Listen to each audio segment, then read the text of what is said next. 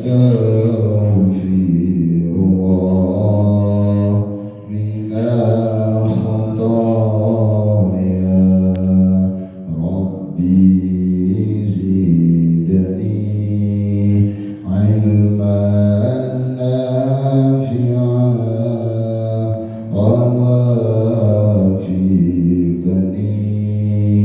عملا صالحا أستغفر الله رب البرايا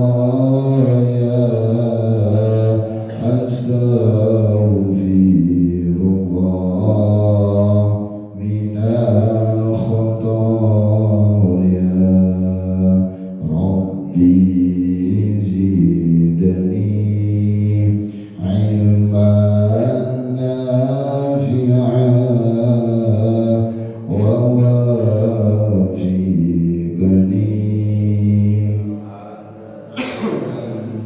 صالحا. Assalamualaikum warahmatullahi wabarakatuh.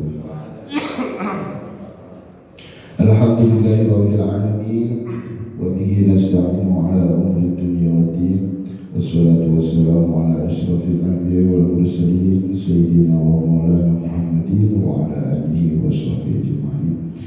Rabbi shrah li sadri wa yassir li amri wa hlul 'uqdatam min lisani yafqahu qawli. Qala subhanaka la ilma lana illa ma 'allamtana innaka antal alimul hakim. Jemaah yang dirahmati oleh Allah Subhanahu wa taala, pertama kita bersyukur kepada Allah Subhanahu wa taala atas segala nikmatnya yang alhamdulillah sampai detik ini kita masih terus dikehendaki untuk senantiasa beribadah kepada Allah Subhanahu wa taala. Di antaranya kita bisa dikehendaki untuk bersama-sama melaksanakan sholat subuh berjamaah dan dilanjut dengan kajian rutinan. Mudah-mudahan kita senantiasa mendapatkan ridhonya Allah Subhanahu wa taala. Salat serta salam mudah-mudahan tetap tercurahkan kepada junjungan kita Nabi besar Muhammad sallallahu alaihi wasallam, kepada para keluarganya, para sahabatnya dan seluruh umatnya. Mudah-mudahan kita termasuk umat yang istiqomah menjalankan sunnah-sunnahnya. Amin ya rabbal alamin. Jangan dirahmati oleh Allah Subhanahu wa taala, sebelum kita mulai kajian kita tawassul terlebih dahulu. Bismillahirrahmanirrahim.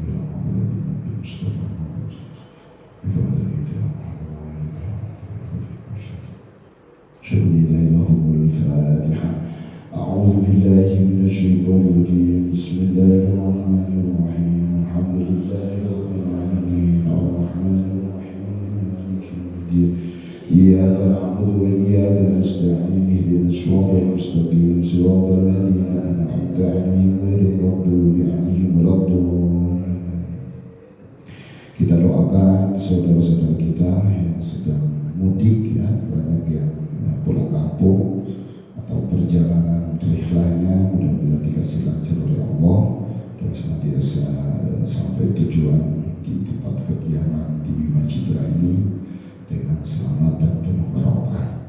Alhamdulillah, ini merupakan hari terakhir di tahun 2023 dan besok kita sudah masuk di tahun baru Masehi 2024.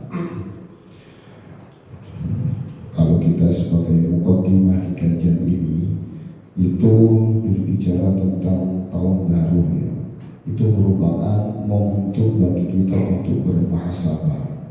Jadi pada inti ketika kita ada di satu momen seperti tahun baru ini, di mana pergantian tahun itu merupakan ada satu waktu, satu momen yang sangat berharga bagi kita untuk bermuhasabah, introspeksi diri.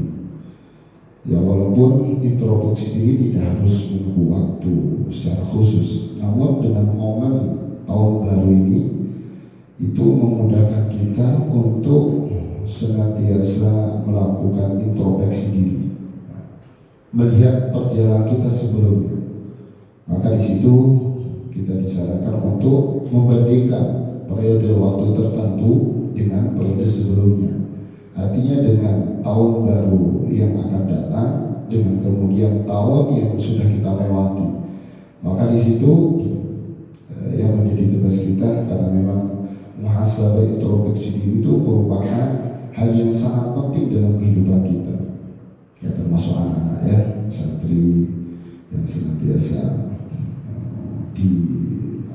dimotivasi terus untuk semangat menuntut ilmu, itu harus banyak-banyak muhasabah introspeksi diri. Dalam menjalani aktivitas dalam 1 tahun ini bagaimana? Ketika kemudian sudah dilakukan muhasabah introspeksi diri, maka target-target berikutnya itu seperti apa? Begitu. Ketika hasil dari muhasabah introspeksi diri ini ada satu hal yang kemudian menjadi tugas yang harus diperbaiki, yang harus senantiasa ditingkatkan, maka target selanjutnya di tahun 2024 itu seperti apa? Yaitu untuk menyongsong kehidupan kita, ya, khususnya para santri, untuk menjadi manusia yang berkehidupan penuh dengan bahagia dunia hingga nanti di akhirat. Karena memang sudah Allah perintahkan untuk senantiasa muhasabah introspeksi diri dalam surat Al-Hasr ayat 18, ya. Hasbi dafal ya, Al-Hasr ayat 18. Ya ayyuhalladzina amanu taqullaha wa tanzur nafsum ma qaddamat lighad wattaqullaha innallaha khabirun bima ta'malun. Wahai orang-orang yang beriman, bertakwalah kepada Allah, dan hendaknya setiap diri memperhatikan apa yang dilakukan, apa yang telah dilakukan untuk hari esok, dan bertakwalah kepada Allah, sesungguhnya Allah itu Maha mengetahui atas apa yang kalian kerjakan. Jadi kita diperintahkan untuk bertakwa, kemudian untuk senantiasa mengevaluasi diri, gitu. Mengevaluasi atas apa yang telah dilakukan dalam perjalanan dalam 1 tahun ini, kira-kira bagaimana perjalanan saya. Kalau kata Imam Al-Ghazali, ada perenungan-perenungan, ya, selain kita merenungkan alam jagat raya ini, alam ciptaan Allah, makhluk ciptaan Allah, kita juga diperintahkan untuk merenungkan beberapa hal. Yang pertama, merenungkan atas kemaksiatan yang dilakukan. Jadi merenungkan, mengevaluasi atas maksiat-maksiat, kesalahan-kesalahan yang telah dilakukan. Nah, itu senantiasa direnungkan, dibaca, diteliti, kira-kira kesalahan apa yang sudah dilakukan. Kira-kira dalam sehari ini sudah banyak kesalahan berapa yang sudah dilakukan. Hari kemarin, bulan ini, bulan kemarin, tahun ini, gitu. Kira-kira berapa banyak kesalahan-kesalahan yang sudah dilakukan, gitu. Berapa porsinya kita sudah menyepelekan kemaksiatan, sudah menyepelekan dosa, ya. Bahkan mungkin banyak berbuat kemaksiatan. Itu kata Imam Al-Ghazali suruh direnungkan, gitu. Sehingga kalau sudah direnungkan, maka akan tahu, gitu. Akan tahu, oh ternyata banyak ya kesalahan saya, gitu. Oh ternyata banyak maksiat-maksiat yang sudah saya lakukan, gitu. Ketika sudah ada perenungan dan banyak tahu, ya, karena ada rasa kemudian kita banyak maksiat, banyak berbuat dosa karena buat dari perenungan. Ketika kita merenung, ya, maka disitulah kita akan tahu siapa sebenarnya diri kita. Apakah sudah betul-betul maksimal ketaatan kepada Allah, gitu ya? Apakah betul-betul sudah maksimal apa yang sudah dilakukan? Itu buah dari perenungan. Nah, karena dengan begitu maka sudah ketemu ketika kita sudah mulai banyak merasa banyak dosa, begitulah ya, merasa banyak kematian dilakukan, gitu. Maka di situ ada penyesalan atas apa yang dilakukan, sehingga cepatlah untuk senantiasa bertobat kepada Allah Subhanahu wa Ta'ala. Karena memang perintahnya kan seperti itu. Ya ayyuhalladzina amanu taqullah, ya ayyuhalladzina amanu tubu ilallahi taubatan nasuha. Jadi diperintahkan untuk senantiasa bertobat atas apa yang dilakukan. Nah, karena Rasulullah juga bersabda, hasibu qabla an tuhasabu, hasibu qabla an tuhasabu, ya. Jadi koreksilah kesalahan kalian sebelum kalian dikoreksi, gitu. Dihisab nanti hari kiamat. Nah begitu. Jadi kita dikoreksi sebelum nanti kita senantiasa dikoreksi dari iman, kita koreksi dulu gitu. Kita pilah-pilah dulu gitu. Apa kesalahan-kesalahan saya, dosa-dosa apa ya? Nah, ketika itu sudah dilakukan, maka berikutnya kita bertobat kepada Allah Subhanahu wa taala. Nah, itu permulaan penting. Itulah bagian daripada muhasabah. Terus kata Imam Ghazali juga muhasabah tentang ketaatan kepada Allah. Ketika sudah dilakukan kemaksiatan, dosa-dosa yang dilakukan, sudah mulai dimuhasabah, introspeksi diri. Terus kemudian ketaatannya bagaimana kepada Allah Subhanahu wa taala dan kesehariannya, setiap waktu, setiap detik, setiap waktu yang berputar itu senantiasa ada perintah dari Allah. Perintah apapun banyak sekali, perintah zikir kepada Allah, perintah sholat, perintah zakat, dan perintah berbuat baik kepada sesama, ya, dan lain sebagainya. Itu perintah untuk senantiasa mengevaluasi diri. Nah, di situ ada kemudian diperintahkan untuk melihat bagaimana ketaatan dia kepada Allah Subhanahu wa taala. Nah, karena kalau sudah dilakukan namanya muhasabah, terus kemudian akan tahu bahwa ternyata ketaatan saya selama ini memang harus ditingkatkan. Kalau sudah baik, dipertahankan baiknya, bahkan bisa lebih baik. Kalau sudah baik, lebih baik lagi. Karena itu buah daripada muhasabah. Sehingga itulah yang sebagai bentuk pengabdian kita kepada Allah Subhanahu wa taala dan rasa syukur kita kepada Allah atas segala nikmat. Salah satu nikmat panjang umur gitu. Salah satu nikmat dikasih tambahan waktu lagi gitu. Ya, walaupun setiap manusia sudah ditentukan aja usianya sekian, ya, dan sekian semuanya sudah ditentukan. Maka begitu berganti hari, berganti bulan, berganti tahun, maka porsi waktu kita hidup di dunia semakin berkurang. Maka dengan begitu kalau kita nggak muhasabah itu sangat-sangat menyayangkan sekali. Karena dengan muhasabah itulah maka kita bisa memperbaiki diri. Dengan muhasabah itu maka kita akan bisa menjadi lebih baik dan lebih baik lagi.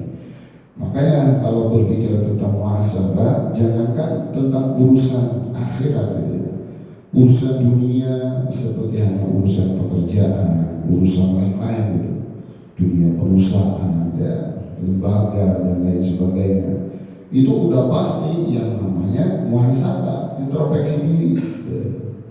Yang namanya ada evaluasi tahunan, evaluasi bulanan, evaluasi pekanan, evaluasi harian gitu, untuk mengetahui laba rugi, keuntungan dan lain-lain yang didapat gitu.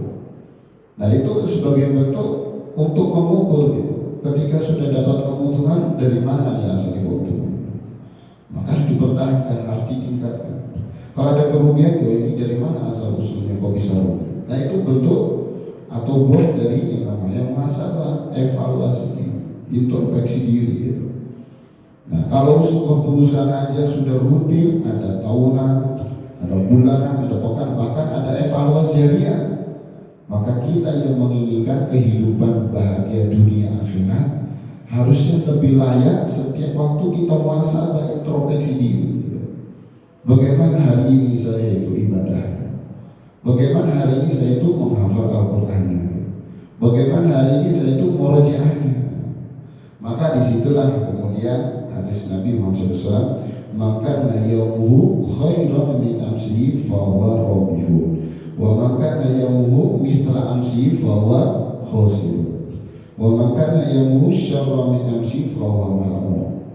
Jadi barang siapa yang hari ini lebih baik dari hari kemarin, dia tahu nih, maka hari ini harus lebih baik nih daripada hari kemarin, gitu. Besok harus lebih baik daripada hari ini. Target dia itu semakin berganti hari, semakin baik gitu.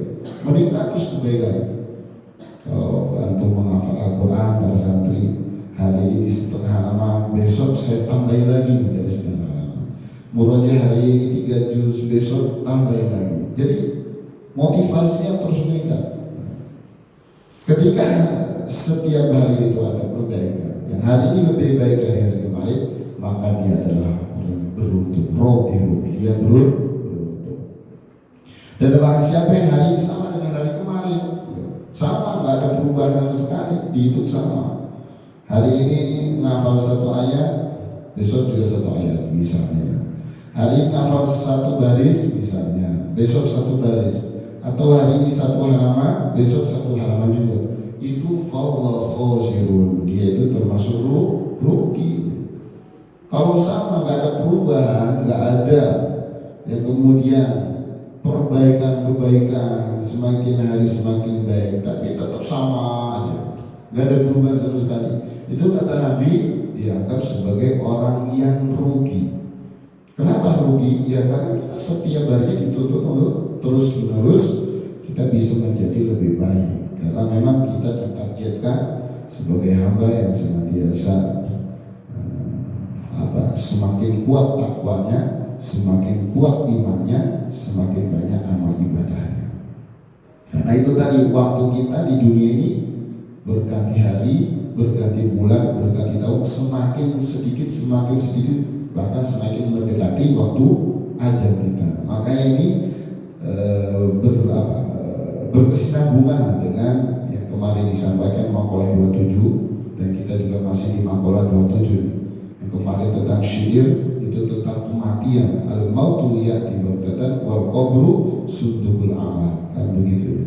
Jadi la mauta illa bil ajal, kan begitu ya, terakhir kemarin dibaca tentang kematian. Karena waktu yang terus berputar ini bukan berarti waktu kita hidup dunia ini akan semakin menjauh, tidak. Justru malah semakin mendekati dengan waktu ajal kita. Maka harus betul-betul bisa memanfaatkan segala waktu yang ada untuk introspeksi diri, muhasabah, seperti momen tahun baru ini.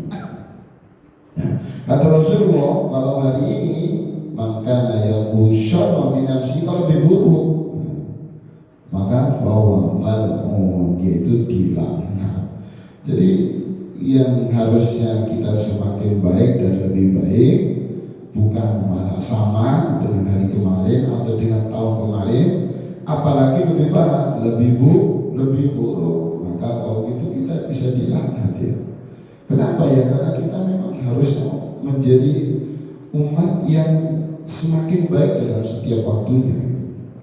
Maka terus ada motivasi, ada ilmu, ada nasihat dan lain sebagainya. Nah, terus kemudian yang harus menjadi perhatian kita semua, bahwa dengan muhasabah, introspeksi diri di akhir tahun ini untuk senantiasa menambah ketakwaan, keimanan kita kepada Allah Subhanahu wa Ta'ala. Itu untuk sebagai mukadimah di pagi hari ini. Insya Allah kita akan lanjut di makalah yang ke-27 ya, baris yang terakhir dari halaman 7 ya. Setelah syair ya man bidunya mustawal, terus kemudian di bawahnya warawa ad-Dailami annahu sallallahu alaihi wasallam qala, diriwayatkan dari ad-Dailami, Imam Dailami, sesungguhnya Rasulullah sallallahu alaihi wasallam bersabda. Ini berarti bentuk dari hadis Nabi Muhammad sallallahu alaihi wasallam. Tarkud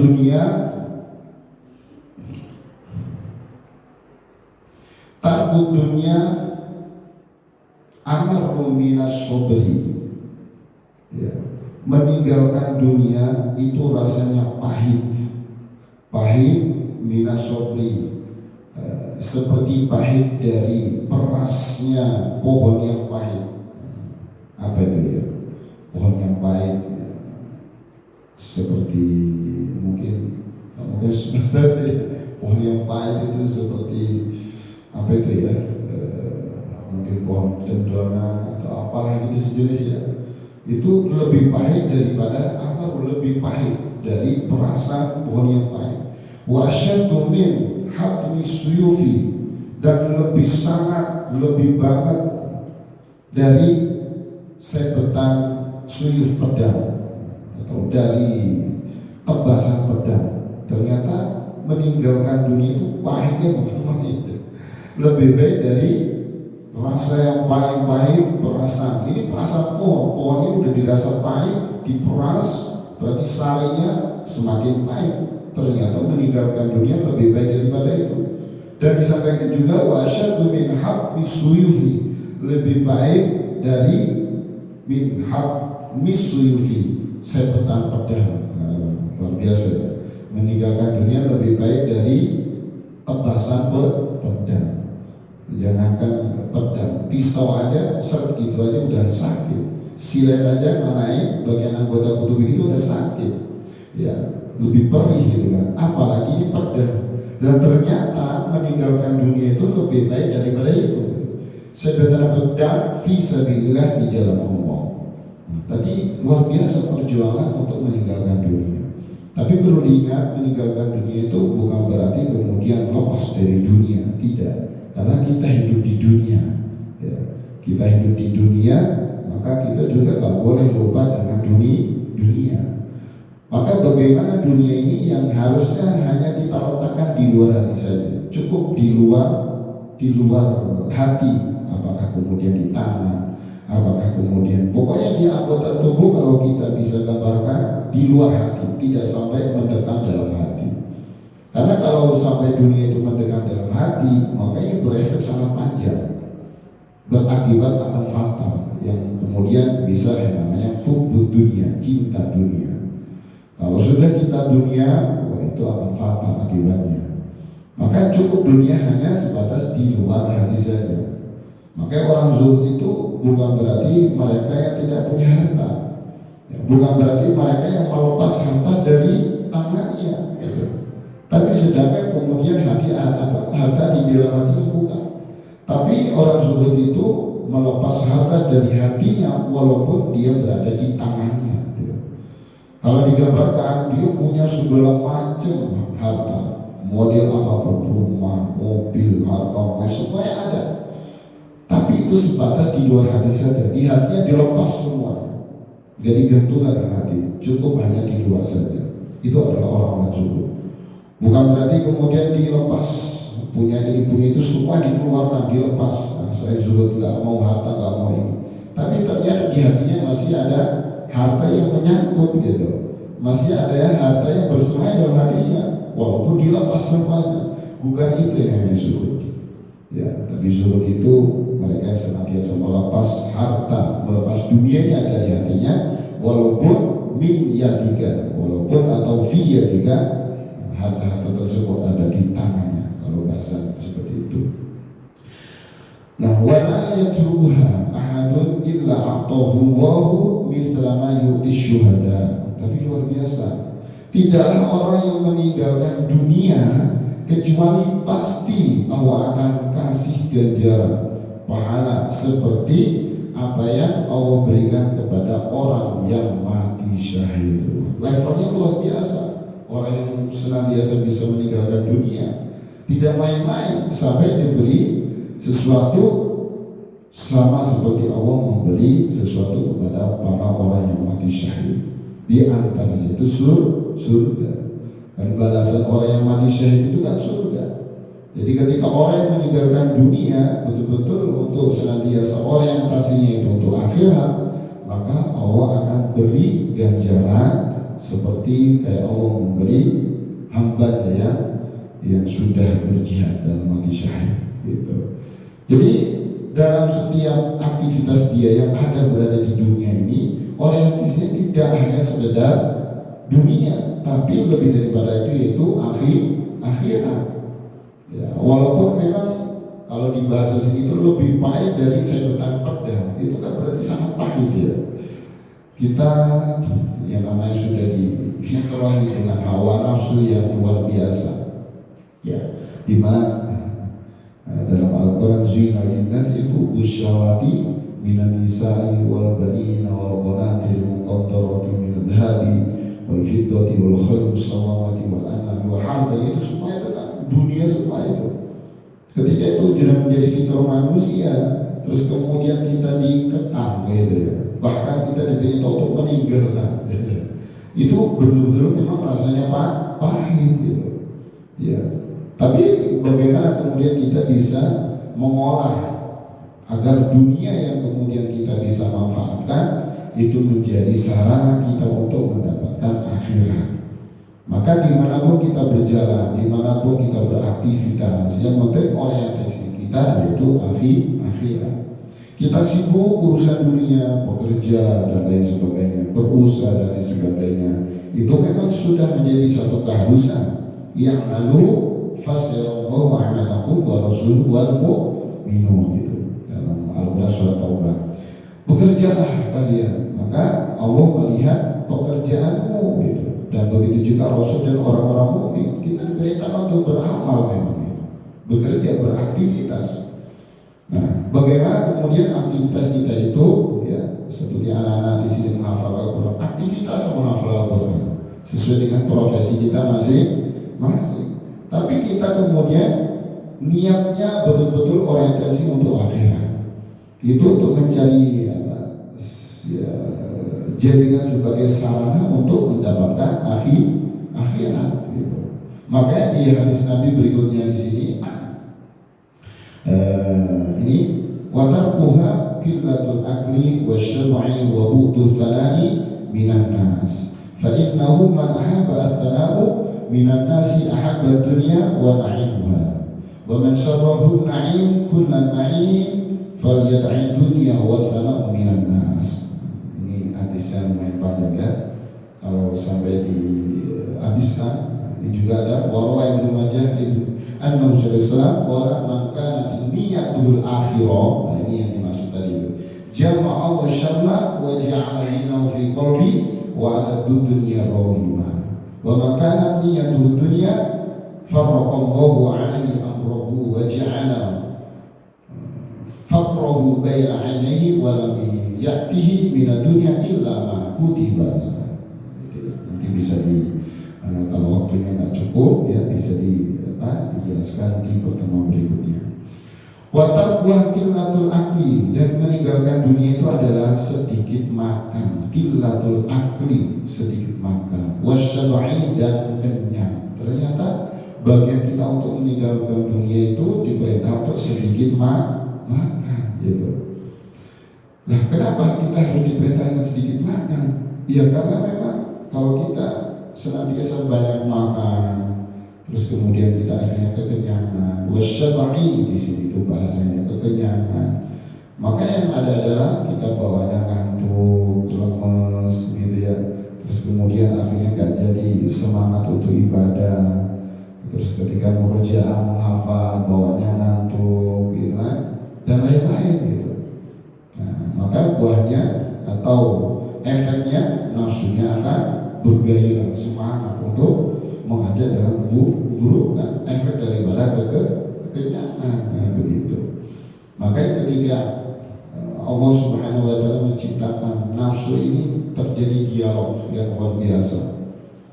Ya, dari Allah kemudian dialog dengan nafsu ciptaannya. Wahai nafsu, siapa engkau dan siapa saya?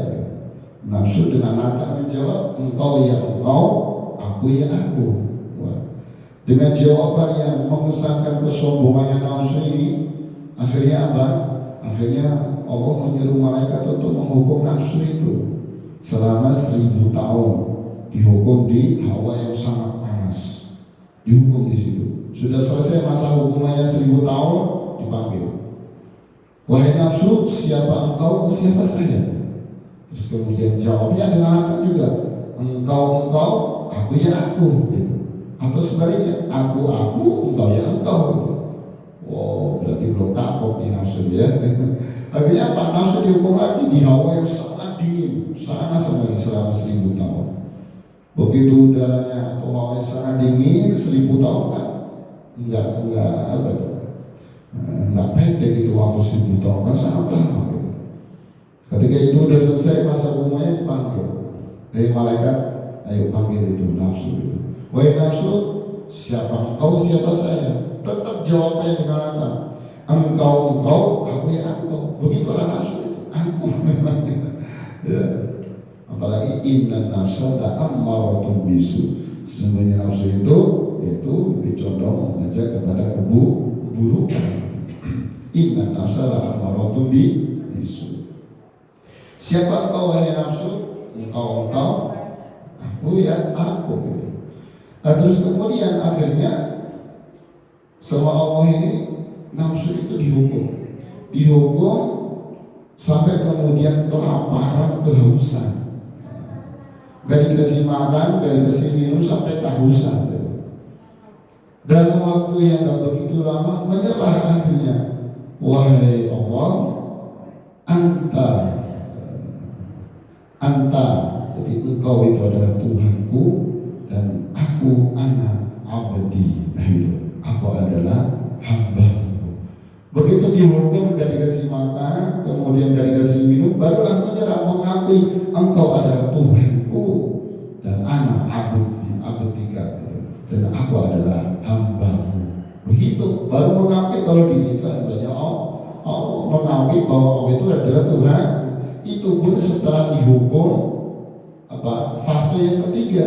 Fase yang pertama 1000 tahun gak mengakui, kedua di hawa yang sangat dihilang mengakui, begitu dikasih lapar, haus, maka barulah mengakui bahwa dia adalah hambanya Allah yang maha menciptakan. Maka di sini benar, wa tarkuha qillatul akli, meninggalkan dunia itu sedikit makan, wasyab'i dan kenyang. Makanya para santri sebagai bentuk riyadhahnya wajib puasa Senin Kamis, kan begitu ya. Salah satu manfaatnya, fadilahnya kan banyak ya, untuk mengekang hawa nafsu yang buat males menghafal Quran misalnya, nafsu yang mengajak kemudian males murojaah, males menuntut ilmu, biar betul-betul atas pertolongan dari Allah bisa terkendalikan hawa nafsu itu dengan banyak puasa Senin Kamis. Makanya Abu Faid At-Tauban, salah satu ulama sufi di Mesir itu pernah berkata, jadi kecerdasan intelektual itu ya, bisa diraih dengan menjalankan sunnah-sunnah. Sedangkan kecerdasan emosional, intelektual, mohon maaf tadi spiritual ya, kecerdasan intelektual itu semua diraih dengan adanya kecerdasan spiritual. Sedangkan kecerdasan spiritual itu bisa didapatkan diraih dengan banyak menjalankan kesunahan. Itu kata beliau. Jadi semakin kita rajin menjalankan sunnah-sunnah Nabi seperti puasa Senin Kamis dan sunnah-sunnah, ternyata akan muncul nanti yang namanya kecerdasan spiritual kita dengan sendirinya. Kalau sudah kecerdasan spiritual sudah numpuk masuk dalam diri, dalam otak kita, dalam organ tubuh kita, dalam hati kita, maka kecerdasan yang lain pun akan mudah Allah kasih untuk kita. Jadi kunci utama kecerdasan spiritual. Makanya gak heran ketika para santri yang termantul semangat menghafal Al-Quran itu sebenarnya menumbuhkan kecerdasan spiritualnya, ibadahnya biar rajin, ya, amal solehnya dan amal-amal yang lainnya, gitu. Ya, termasuk juga akan menjadikan salah satu wasilah kecerdasan intelektualnya biar meningkat dan lain sebagainya. Itu ternyata memang kita diperintahkan salah satunya untuk sedikit makan, kan gitu. Ya kalau di pesantren dulu, kalau saat dulu dikasih arahan sama kiai pas lagi kajian, harusnya santri itu ya makan sebelum makanlah sebelum kenyang. Makanlah belum kenyang, makanlah sebelum lapar. Begitu ya, makanlah sebelum lapar. Ketika makan berhentilah sebelum kenyang. Begitu ya dimaksud. Santri itu harus banyak pidato gitu loh ya. Kalau ingat dia yang begitu, harus banyak pidato. Kalaupun makan memang kebutuhan biar fisiknya meningkat, bisa kuat ibadahnya, biar kuat belajarnya, sekolahnya dan lain-lain lah gitu. Tapi ingat ketika makan berhentilah sebelum kenyang gitu. Jangan makan sebelum lapar, itu dimaksud. Jadi dimakannya nunggu lapar gitu. Gitu arahan santri begitu, saudara, Bapak Ibu, anak-anak semuanya. Arahan kepada santri dulu seperti itu. Ternyata efeknya emang benar gitu. Ketika kemudian kita kekenyangan, kalau dulu kan di pesantren kita masak sendiri. Jadi satu nampan 7 orang, wah luar biasa tuh nikmatnya gitu. Satu panci dong semua, kadang-kadang nambah. Begitu kenyang, gelegosi bawahnya yang harusnya belajar malam mengantuk gitu, kekenyangan, kelangopan gitu ya kelompok lah apa, nggak tahan lama. Begitu waktu belajar belum selesai pun sudah ngantuk, bawaan sudah gini-gini karena kekenyangan gitu. Belum lagi kita harusnya ada target setelah belajar malam waktunya istirahat, kita harus menghafal Quran sampai malam dan segala macam. Kalau kekenyangan, nah itu nggak akan bisa keburu seperti itu. Nah, maka di sini ternyata benar batar qillatul akli. Jadi salah satu bentuk meninggalkan dunia itu yaitu sedikit makan dan kekenyangan. Nah, itu ternyata memang sudah menjadi perintah ulama-ulama terdahulu untuk senantiasa mengekang mengendalikan hawa nafsu itu untuk banyak-banyak kita menahan rasa lapar, yaitu diantaranya dengan puasa Senin Kamis. Wabudul tana'i, dan membenci pujian minan nasi dari manusia. Nah ini penting ini ya.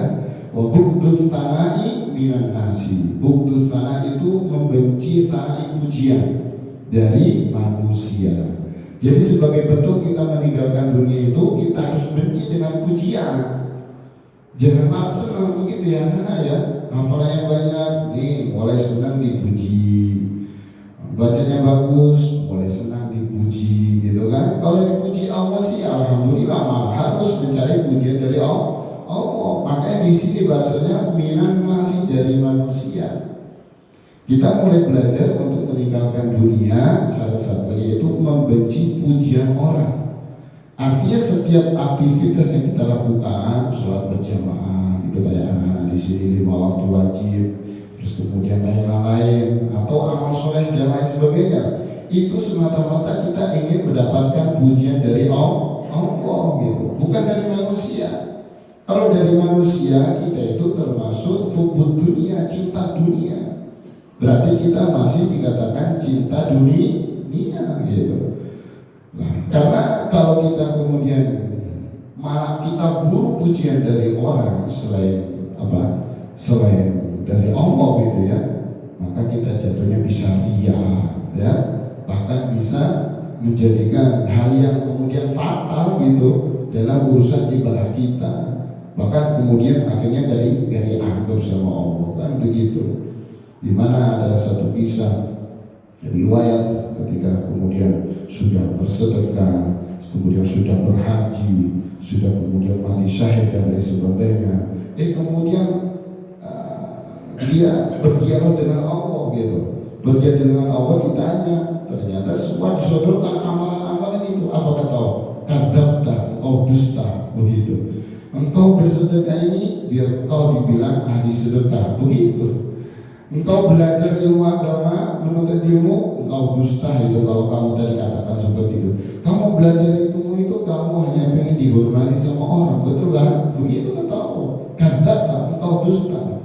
Ya Allah, saya menuntut ilmu, saya belajar ilmu ini agar mendapatkan ridhomu. Langsung disekat semua. Kadzabta, engkau dusta. Itu. Bukankah kamu dulu menuntut agar kamu ingin dihormati, dipuji sama orang? Jadi aku semua itu. Termasuk orang yang haji mabrur gitu kan, bukan haji mabrur, kalau bahasa ini berarti kan baru haji gitu. Nah, haji kemudian kata bukankah kamu dulu melakukan haji ini biar kamu itu dipuji orang, biar kamu itu termasuk orang yang ini, orang yang itu, segala macam. Kata kan begitu. Nah itu bagian daripada memang yang harus kita hati-hati dalam beramal. Jangan sampai kita beramal itu hanya sebatas atau menjadi tujuan kita mendapatkan pujian orang. Yang harus kita cari adalah pujian Allah Subhanahu wa Ta'ala, bukan yang lain. Wabudul tana'i minan nas, membenci pujian dari manusia. Nah, maka ini di tahun baru ini yang akan datang gitu ya, yang tadi disampaikan Muqaddimah, wah saya introspeksi diri. Apakah saya dalam menghafal Al-Quran, kalau para santri betul-betul untuk mencari pujian dari Allah? Apakah ketika saya tasmi Al-Quran, apakah kemudian saya semangat setoran hafalan, apakah amalan yang lain lah? Apakah betul-betul ini murninya untuk mencari pujian Allah gitu? Kalau belum, ayo evaluasi diri, introspeksi diri tadi itu ya. Oh ternyata selama ini saya sering itu setoran ke Ustaz, biar Ustaz muji saya misalnya gitu ya. Wah itu mulai harus dievaluasi, introspeksi diri, muhasabah. Karena di sini bahasanya kalau antum ingin meninggalkan dunia, salah satunya harus membenci pujian orang. Jadi nggak peduli orang muji, orang menghina, nggak peduli. Yang penting tujuannya adalah Allah, bukan yang lain. Baik itu dipujilah, dihina, yang penting dia berada di jalan yang lurus, yang benar, semua serahkan ke Allah ya. Fa innahu man ahabba atharahu minan nasi ahabba dunya wa na'imuha. Maka sesungguhnya barang siapa yang cinta pujian dari manusia, ayo yang pengen dipuji terus, cari ketenaran, popularitas, biar terkenal, biar terpuji, wah macam-macam.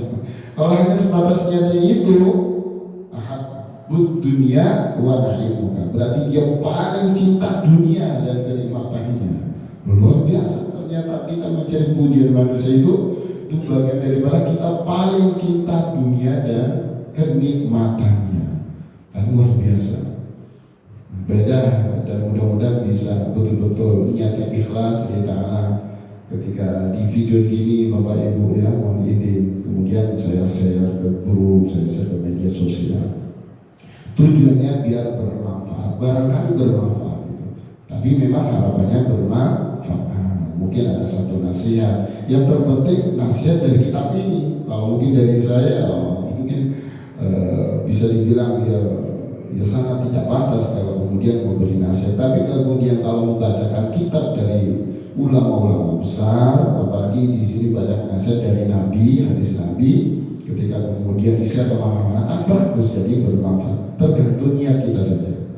Maka betul-betul harus kita hati-hati, anak-anakku khususnya anak santri, apapun yang terjadi, apapun yang kita lakukan, aktivitas apapun, kita semata-mata mencari pujian dari Allah Subhanahu wa Ta'ala. Biar kita tidak sampai dikatakan ahabbud dunya, orang yang termasuk paling cinta. Ahab ada hamzahnya, ada alifnya kan?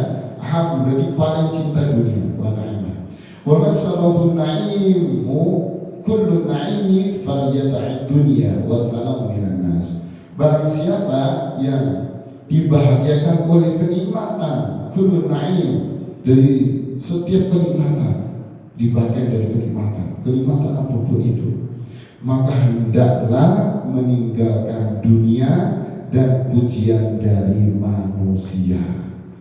Itu tentu menjadi satu hal yang kemudian yang kita inginkan gitu ya. Kita betul-betul sama Allah itu sampai dibalas seperti Allah membalas atau mengganjar orang yang mati syahid kan gitu. Wala yatruka ahadun illa a'tahu mithla ma yu'ti syuhada'a. Jadi tidaklah orang yang meninggalkan dunia, maksudnya dunia yang dia geluti itu bukan berarti dia akhirnya lepas dari dunia. Enggak mungkin, karena dia hidup di dunia butuh dunia. Tapi dunia hanya sebatas di luar hati saja, hanya sebatas di luar, tidak sampai mendekat bersemayam di dalam hati. Justru kalau dia punya dunia, punya segalanya, orientasinya dia akhirat, nah justru itu malah lebih bagus.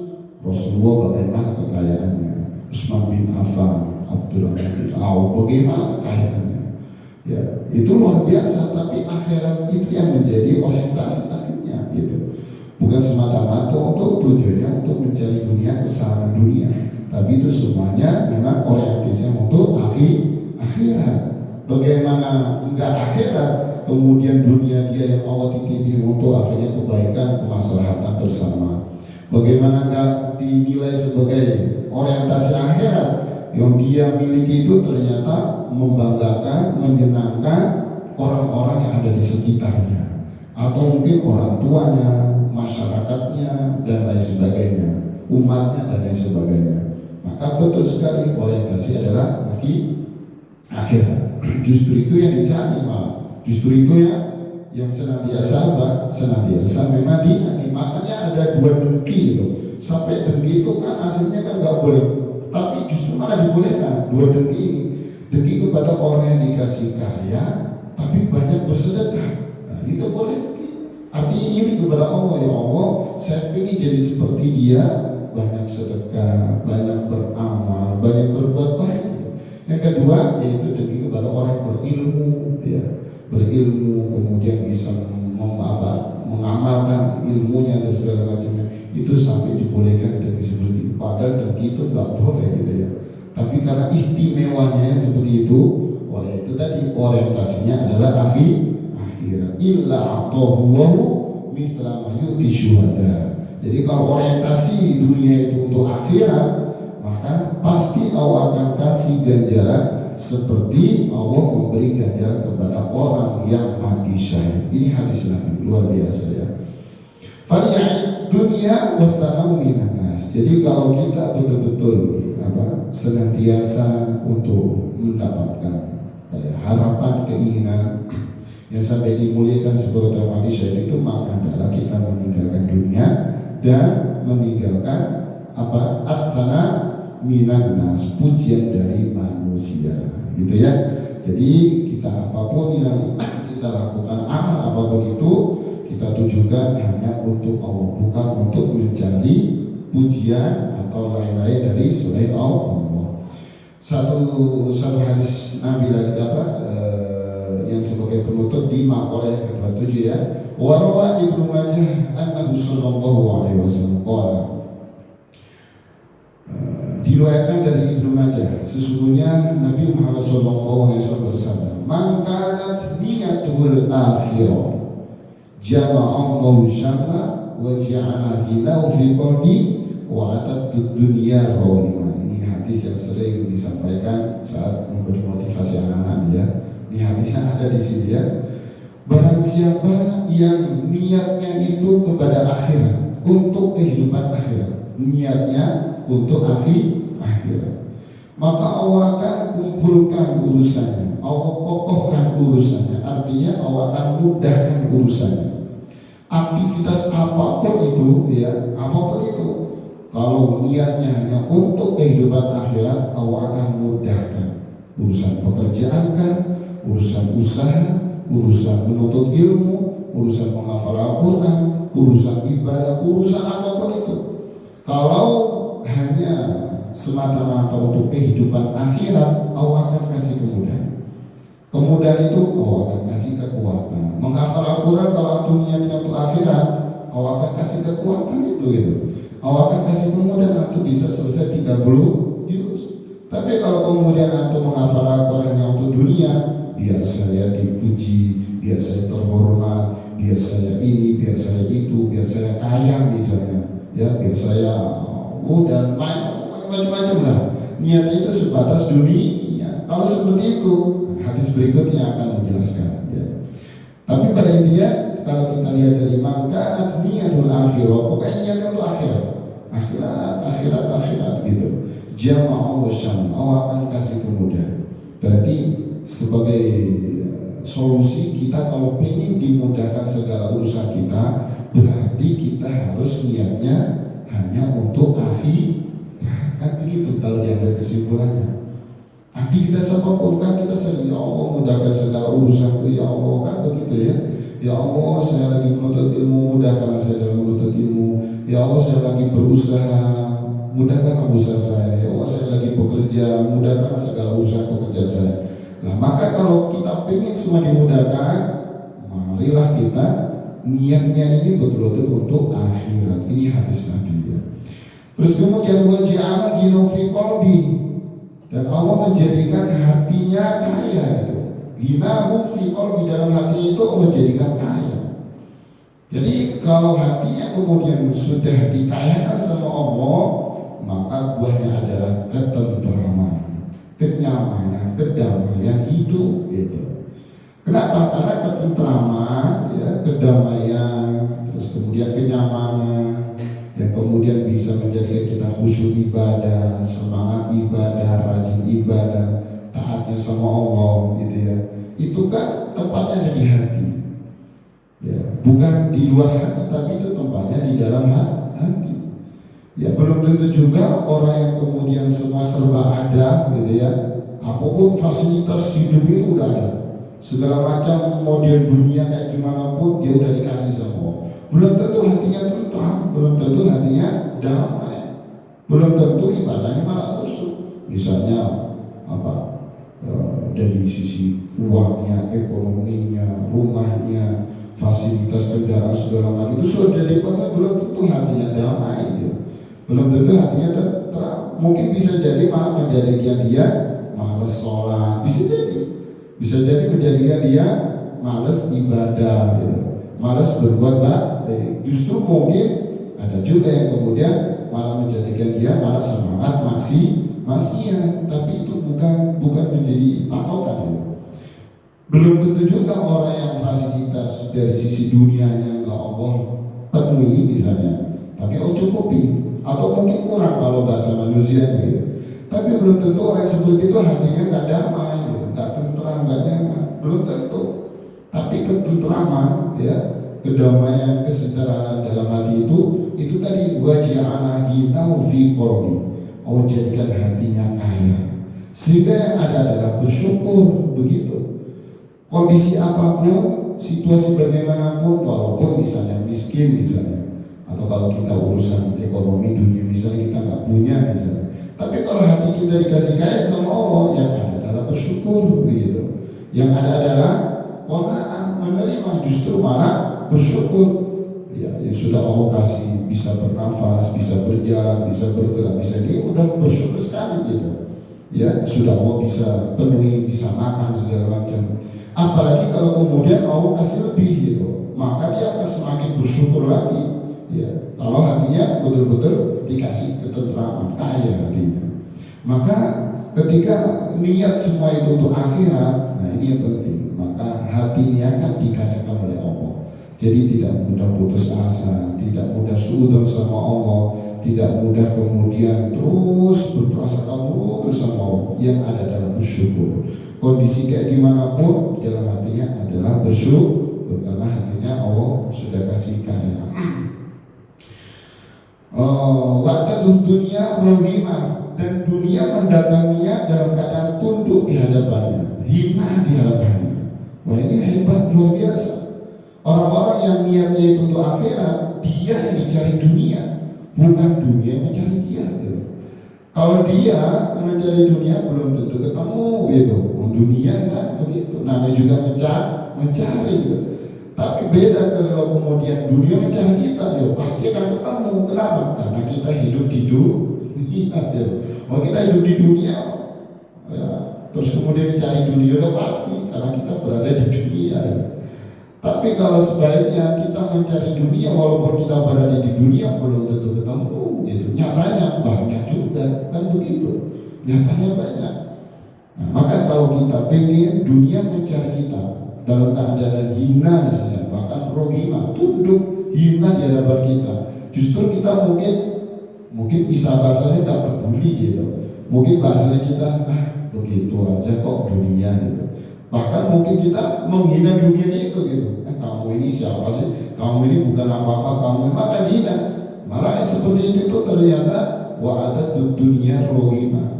Ya, malah menjadikan dunia itu tunduk di hadapannya, datang dengan sendirinya. Ya, senantiasa Allah kasih kemudahan untuk datang di hadapan. Kenapa? Niatnya untuk akhirat. Yang di awal tadi harus diperhatikan ya anak-anak ya, khususnya ya makanat niatul akhir. Ini yang penting. Jadi niatnya itu untuk akhir. Nah, ini kan ilmu ya, ilmu dari Nabi.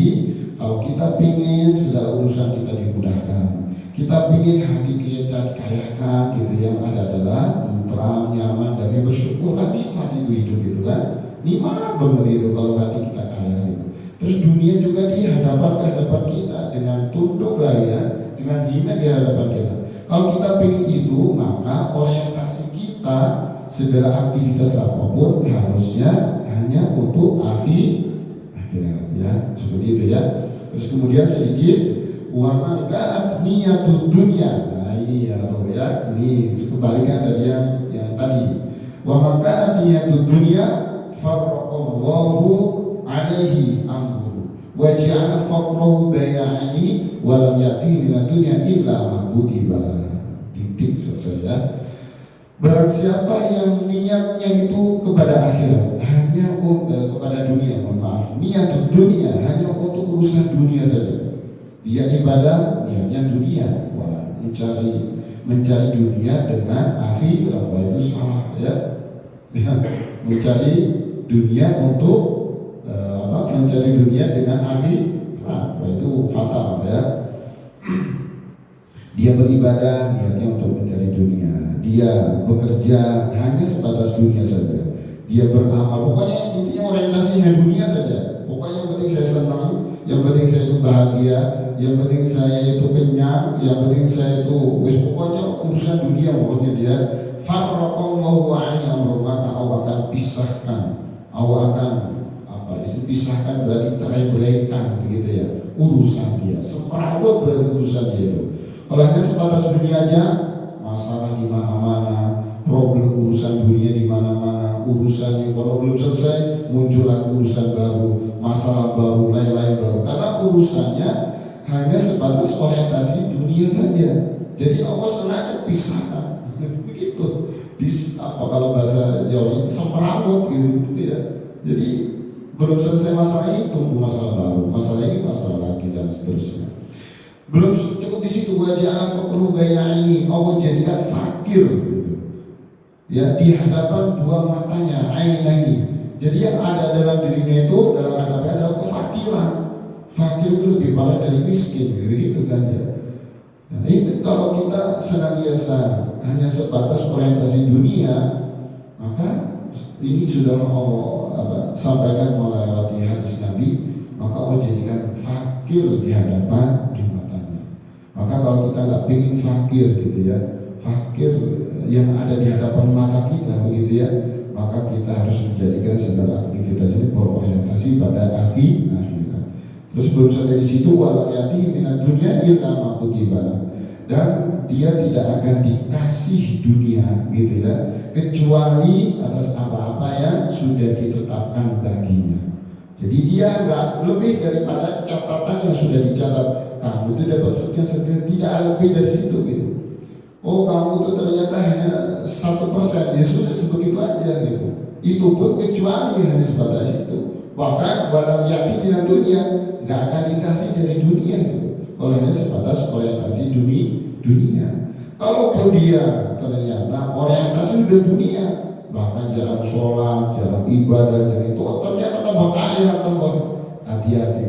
Itu istidraj yang sanastadriju min haitsu la ya'lamun. Diluluh dulu sama Allah, selesai dulu. Begitu nanti jatuh, selesai, apalagi kalau udah masalah habis, tinggal hisabnya, tinggal kemudian tanggung jawab dan lain sebagainya. Justru harus lebih hati-hati, karena itu bagian daripada istidraj. Mungkin itu untuk kajian di pagi hari ini. Insya Allah pertemuan berikutnya kita lanjut di makalah yang ke-28. Mudah-mudahan istiqomah. Tadinya mau libur gitu ya, tapi kita pengen istiqomah. Kenapa libur? Karena banyak yang mudik gitu. Banyak mudik, banyak yang jalan-jalan gitu ya dari saudara-saudara kita. Tapi kita pengen istiqomah, dan juga alhamdulillah ada anak-anak santri, dan juga ada bapak ibu ya, ada ustadzah yang selalu istiqomah, walaupun gak di sini kan deket ya, tapi bisa hadir, udahnya habis juga istiqomah, alhamdulillah. Paling tidak bisa meramaikan aja lah ya, tidak sebatas hanya mendengarkan nasihat, tapi kalau dilihat dari mendengar nasihat itu kan sangat tidak pantas kita memberi nasihat. Kenapa? Karena tentu lebih mumpuni, lebih berpengalaman, lebih berilmu. Tapi lebih tepatnya kita sama-sama belajar, sharing ya. Karena yang dibacakan adalah makalah nasihat para ulama. Mungkin dari situ yang bisa diambil. Mudah-mudahan bisa istiqomah. Sekaligus mengucapkan terima kasih kepada jemaah sekalian yang sudah istiqomah. Mudah-mudahan mendapatkan ridho dari Allah Subhanahu Wa Taala. Mungkin itu kurang lebihnya. Maaf itu dengan hamdalah dan doa kafaratul majlis. Alhamdulillah alamin. Subhanakallahumma wa bihamdika asyhadu an la ilaha illa anta astaghfiruka wa atubu ilaik. Wassalamualaikum warahmatullahi wabarakatuh.